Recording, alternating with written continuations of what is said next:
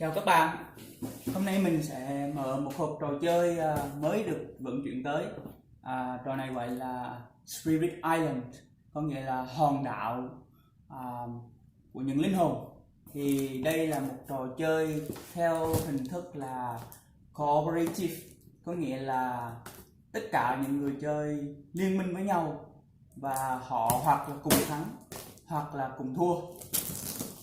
Thì bây giờ mình sẽ từ từ khui cái hộp lên và mở ra xem trong hộp có gì. Rồi, các bạn đợi mình nha.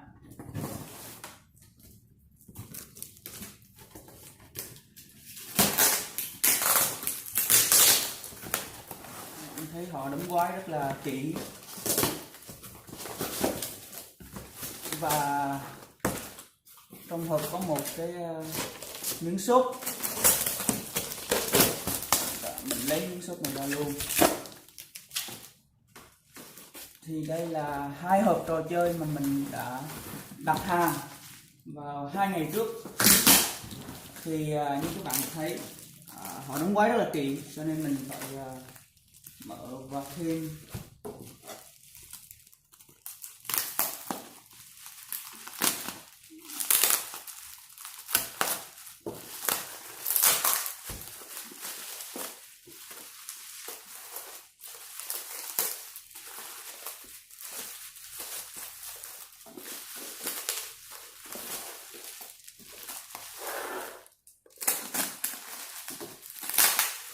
bạn thấy là đóng rất là kỹ.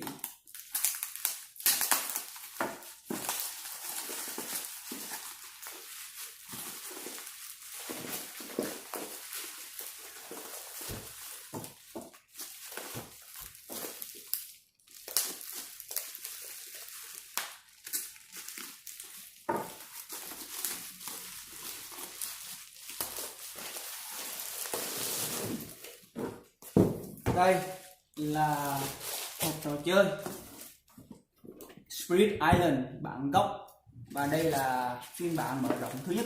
Thì tí nữa mình sẽ mở sau. Người chơi sẽ đóng một vai, một linh hồn, và tất cả những người chơi sẽ liên minh với nhau, cùng làm việc với những người bản địa trong cái hòn đảo này để chống lại những người xâm chiếm.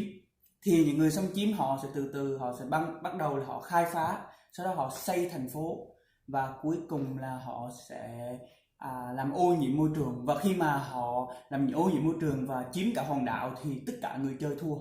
Và ngược lại, nếu như tất cả người chơi cùng phối hợp mà đánh đuổi được người bản địa ra thì người chơi đó sẽ thắng. Cái rating của cái trò này rất là cao ở trên các forum của board game, so các bạn có thể google. Thì ở đây mình sẽ khui cái hộp game này và cho các bạn biết là trong cái hộp game này có gì. Trò chơi này là có thể chơi từ 1 đến 4 người, có nghĩa là có hình thức solo, chơi một người. Có nghĩa là bạn nào mà còn độc thân hay là mùa Noel này chưa có người đi chơi thì có thể mua bộ game này để mà sưởi ấm tâm hồn của mình. Ở đây họ ghi là game này là từ 90 đến 120 phút, thì chắc là tùy vào số lượng người chơi. Và họ ghi là 14 cộng, có nghĩa là số tuổi mà họ đề xuất người chơi nhỏ tuổi nhất là 14. Rồi bây giờ ở đằng sau thì họ có đề cho mình là những cái thành phần gì khi mà mình mở cái hộp game này ra. Ví dụ như là có hộp game vân vân, có những cái loại bài gì thì mình sẽ mở luôn để cho mọi người được coi. Thì ở đây họ đóng gói khá là kỹ, cho nên mình sẽ cố gắng mở vào đây. Rồi mình cắt một cái đường.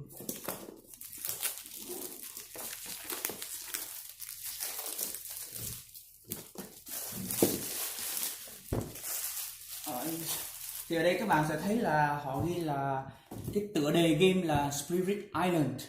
Cái tên của người tác giả là A Game by R. Eric Rose, là cái tên của cái ông tác giả. Rồi họ ghi là The Cooperative Settle Destruction Strategy Game, có nghĩa là cái game chiến lược mà cooperative là người chơi liên minh với nhau. Rồi chúng ta sẽ mở ra, hy vọng là có những thứ xem có gì trong này.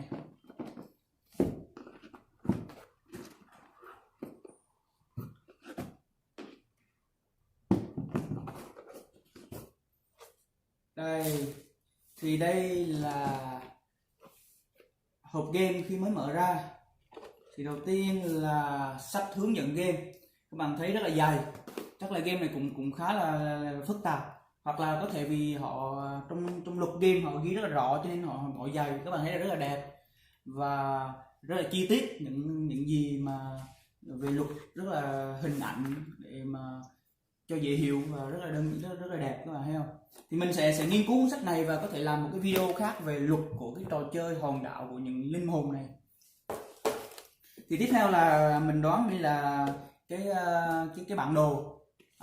Thì mình thấy ở đây có 4 bản đồ, đúng là trên cái forum họ nói là sẽ có 4 cái bản đồ là tùy người chơi. Ví dụ mình chơi một người thì mình lấy một cái, mình chỉ chơi trên một bản đồ và sau đó mình có thể ghép các bản đồ lại với nhau. Ví dụ như 4 người thì mình xài luôn cả cái 4 bản đồ, vì đây là trò chơi từ 1 đến 4. Đó. Thì chắc là trong sách luật họ sẽ hướng dẫn cách ghép, ở đây mình cũng không biết ghép thế nào, thì sẽ nghiên cứu sau.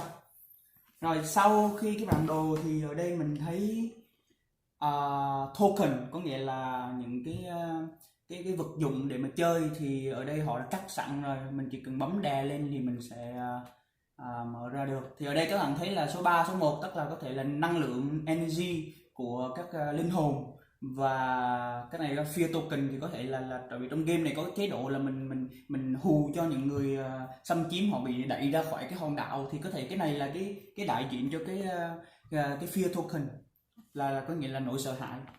Rồi sau đó thì mình ở đây mình thấy là có những cái token nhỏ hơn. Ví dụ như mình thấy đây là city, thì đây là thành phố mà những người xâm chiếm họ xây ở trên cái hòn đảo này. Ngoài ra đây chúng ta cũng thấy cái này town, cũng là thành phố đây. Rồi đây là hình, chúng ta thấy cái hình người. Đây có nghĩa là những người khai phá đầu tiên, thì những người xâm chiếm đầu tiên họ sẽ khai phá trước, sau đó họ xây thành phố. Thì đầu tiên là những người khai phá này được đặt trên những cái bản đồ, sau đó thành phố sẽ được xây lên và họ cứ phá vỡ cái hòn đảo này. Ở đây là mình nghĩ là Blight token. Và cái này có nghĩa là đại diện cho người bản địa, vì nó là nó cái hình giống như cái nắm, cái nắm, cái chồi mà hình nắm, là bởi vì những người bản địa họ sống trong những cái chồi nhỏ thôi. Mình xem đằng sau này có gì. Sau này là toàn bộ là bài như các bạn, có rất nhiều là bộ bài. Đây mình sẽ mở ra luôn. Đây thì họ để sẵn cho mình một gói đựng đồ, nếu sau này mình mở ra thì có thể bỏ đồ vào đây được. Bộ bài đã được bọc lại và chưa mở ra. Đây là bộ bài hoàn toàn mới. Đây có thể là bộ bài mà tuyệt chiêu của các linh hồn, linh hồn có thể sử dụng tuyệt chiêu để đánh đuổi các người xâm chiếm. Đây là bộ bài nhỏ hơn, rồi mình cũng nói chung là cũng không rành hết luật, chưa nắm hết. Thì tí này sẽ update, sẽ làm một cái video khác về luật cho các bạn. Đây là bộ bài Blight Island, thì không hiểu lắm vì nó cũng khá nhiều bài. Đây là phần đẹp nhất, quan trọng nhất. Đây chính là các linh hồn, và mỗi linh hồn sẽ có một tấm bảng, các bạn thấy đây cái hình của linh hồn và tuyệt chiêu của linh hồn bên này. Thì cơ bản là mọi người chơi chọn một linh hồn, và tối đa là có 4 linh hồn trong một game. Thì mỗi linh hồn sẽ có một tuyệt chiêu và cùng phối hợp với nhau. Ở đây họ miêu tả về linh hồn. Và ngoài ra thì họ có cái complexity moderate, có nghĩa là độ khó của linh hồn là ở đây là trung bình này. Thì sức mạnh của linh hồn ở đây nó ghi là tấn công, điều khiển, nỗi sợ hãi và phòng thủ. Thì họ ghi các đặc tính của mỗi linh hồn. Ở đây mình đọc mình thấy tên của linh hồn rất là dài nha các bạn. Nó cũng khá là phức tạp, cho nên cái này nếu mà các bạn thật ra các bạn không cần biết nhiều tiếng Anh đâu, vì nó hình vẽ nó khá rõ rồi. Thì có một số tên của linh hồn thì nó rất là phức tạp. Ví dụ như là ở đây ghi là cái hình cục nước này là Ocean's Hungry Crash, chắc là một linh hồn nó ở ngoài biển. Rồi ở đây là River Search in Sunlight, chắc là một cái dòng sông gì đấy, linh hồn kiểm soát dòng sông. Ở đây là Shadow Flicker Light Flame, không biết, mình cũng không dịch được đâu. Thunder Speaker, người nói với sấm sét. Bộ cơ bản này là 1 2 3 4 5 6 7 8, ở đây có tổng cộng là 8 linh hồn. Và cái bộ mở rộng này nè, thì ở trên mạng họ nói là họ cho thêm 2-3 linh hồn gì đó nữa, thì cộng lại là mình có khoảng 10-11 linh hồn. Thì mình chơi mình có thể thay đổi linh hồn, mình chơi rất là nhiều đa dạng, đúng không? Thì đây là linh hồn, là mình xem cái gì.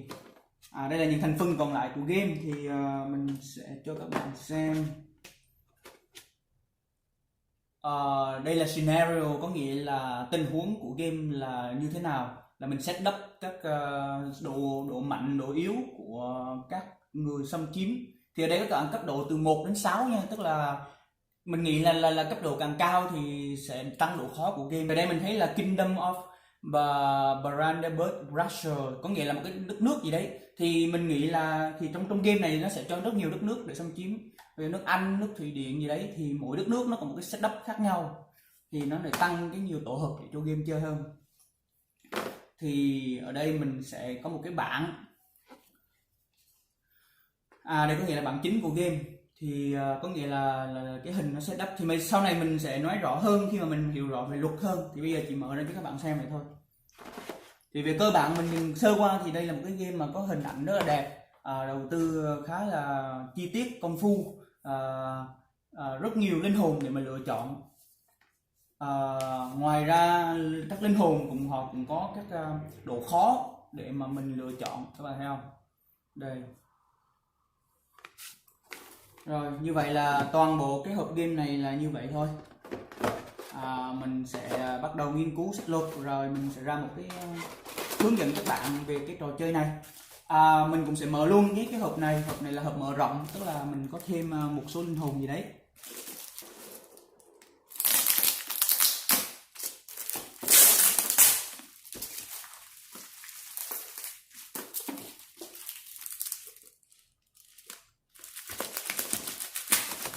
Rồi, đây là bộ thứ hai, bộ này là bộ mở rộng.